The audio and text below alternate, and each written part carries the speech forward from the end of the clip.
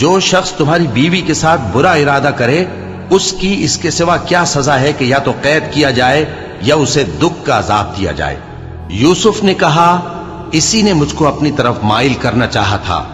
اور اس کے خاندان میں سے ایک گواہ نے گواہی دی کہ اگر اس کا کرتا آگے سے پھٹا ہو تو یہ سچی اور یوسف جھوٹا ہے، اور اگر کرتا پیچھے سے پھٹا ہو تو یہ جھوٹی اور وہ سچا ہے۔ سو جب اس کا کرتا دیکھا تو پیچھے سے پھٹا تھا، تب اس نے زلیخا سے کہا کہ یہ تمہارا ہی فریب ہے، اور کچھ شک نہیں کہ تم عورتوں کے فریب بڑے بھاری ہوتے ہیں۔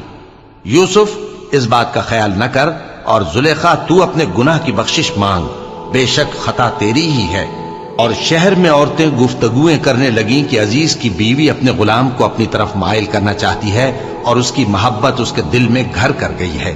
ہم دیکھتی ہیں کہ وہ کھلی گمراہی میں ہے۔ پھر جب زلیخا نے ان عورتوں کی گفتگو